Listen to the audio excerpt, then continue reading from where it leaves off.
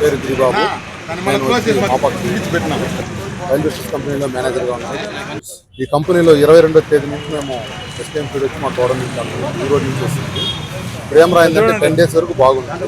ఆ తర్వాత మాకు డైలీ మోర్టాలిటీ అనేది 40 అనేది ఇంటిగా మేము ఇమీడియట్గా వాళ్ళకి ఇంటిమేట్ చేసాము.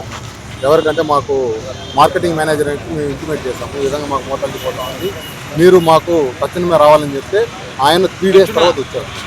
మార్కెటింగ్ మేనేజర్ 3 days తర్వాత వచ్చి ఆయన వచ్చి తీసుకొని ఫోటోస్ తీసుకొని వెళ్ళారు. మేము అప్పుడే చెప్పాము ప్రాక్సీ ప్రాబ్లం ఉంది, కంపల్సరీ మాకు ఒకటి ఫీడ్ అనేది రిప్లేస్మెంట్ చేయండి, లేదంటే మాకు మీరు ప్రాబ్లం చూడండి, మీ ఫీడ్ ప్రాబ్లమా లేదంటే మా సైడ్ ప్రాబ్లమా మాకు తెలియదు. మేము మెడిసిన్స్ ఇప్పటికే ఒక 2-3 lakhs వరకు వాడేసాం. 2-3 lakhs వరకు మేము మెడిసిన్స్ తీసి వాడాము, కానీ అది మోర్టాలిటీ తగ్గడం లేదు. ప్రాబ్లం మేము లోకల్ డాక్టర్స్ అడిగితే అది ప్రాబ్లం ఫీడ్ వల్ల అన్నారు.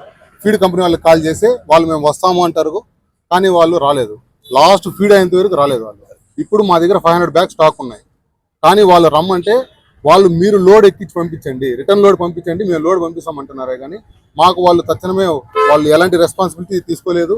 మాకు కంపెనీ నుంచి వాళ్ళు అతను ఫోన్ తీయడం లేదు, భాస్కర్ అనే అతను మార్కెటింగ్ మేనేజర్ ఫోన్ తీయడం లేదు, మేము కాల్ చేసి రెస్పాండ్ అవ్వడం లేదు. అలాగే మాకు ఇప్పుడు మోటాలిటీ డైలీ పర్ డే మాకు 100 మోటాలిటీ పోతుంది ఒక్కొక్క ఫామ్లో. దగ్గర 20 farms పైన ఉంది. మాకు 2 lakhs పైన మాది ఇంటిగ్రేషన్ ఉన్నాయి. పర్ డే వచ్చి 2000 boats మాకు మోటాలిటీ అవుతా ఉంది. దీనికి పూర్తిగా బాధ్యత కంపెనీ తీసుకోవాల్సిందిగా మేము కోరుతున్నాం.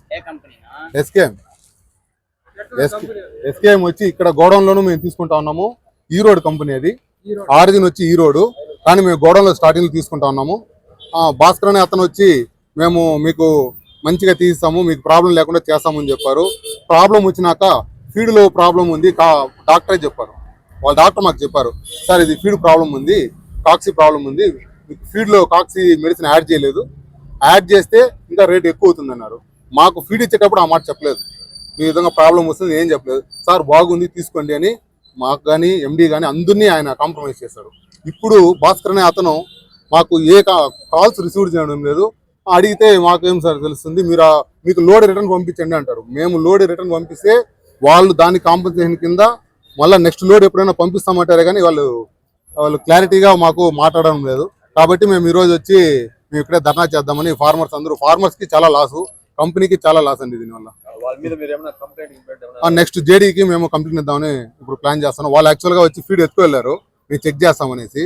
కానీ డాక్టర్ వచ్చి మాకు ఇష్యూ చెప్పిన 10 రోజుల తర్వాత డాక్టర్ వచ్చారు. డాక్టర్ వచ్చి చెక్ చేసి ప్రాబ్లం వచ్చి ఫీడ్ ప్రాబ్లము, ఫీడ్లో మెడిసిన్ కలపలేదనేసి మాకు అప్పుడు చెప్తారు. మేము స్టార్టింగ్లో 20 రోజులకు ముందు 22వ తేదీ మెడిసిన్ మేము ఫీడ్ చేసిన రోజు డాక్టర్ రాలేదు. మేము అప్పటి నుంచి డాక్టర్ని అడుగుతున్నాము, డాక్టర్ వచ్చి చూడండి అనేసి, వాళ్ళు రాలేదు.